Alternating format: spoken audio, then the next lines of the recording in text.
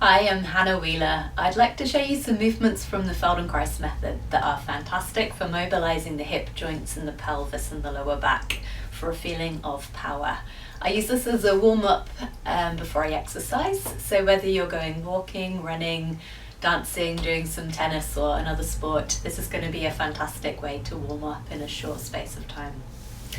So please go ahead and come to kneeling, a Prince Charming type kneel.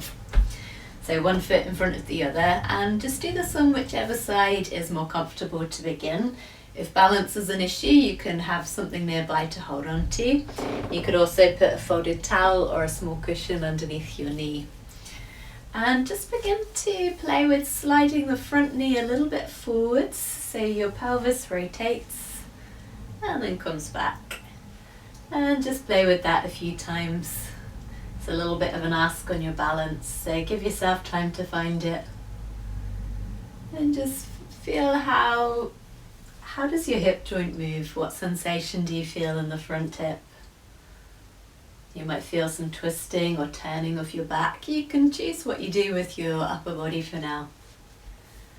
Okay, and then you're going to move the pelvis in another direction, which would be to tuck your pelvis as though if you had a tail you'd be tucking it underneath, and then to slightly stick your bottom out so you go the other way.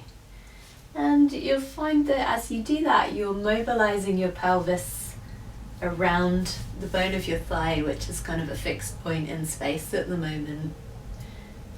And just feel what happens in both hip joints. They're both moving in an asymmetrical way. Okay, and then could you play with a movement of lifting the hip of the knee that's in front. So it would be called hiking the hip. The whole side shortens a little bit and then you drop it down. So you go between the two. And just see what can you find in this way of moving. How much mobility is there?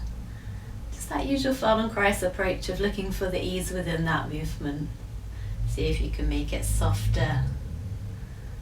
Okay. Take a mini pause for a moment. And always in the pauses, you just want to check in, make sure you're comfortable, that you're not doing anything that doesn't feel right for your body. And then can you come back to kneeling with the same leg in front for now, and bring your hands to the floor in front of you. If this is a challenge on your flexibility, you could always have a block or something that will raise your hands to a little bit of a greater height to start with.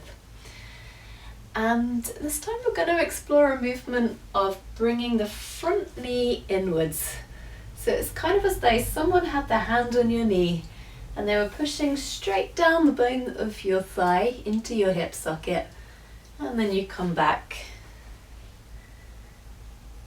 Now the temptation at first will be, as you do that, to let your pelvis go over to the side. But can you do it? And imagine that there's a wall here on this side, so you can't actually let your pelvis move to the side.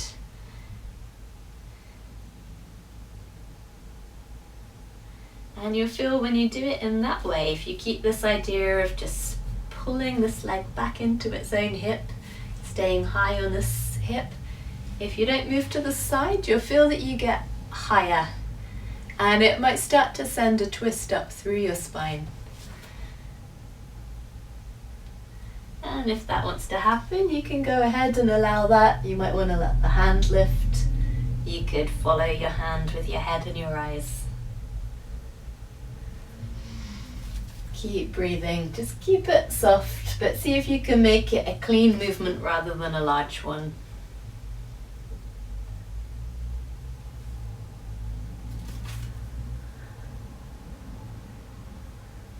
Great. And then please go ahead and stand up for a moment.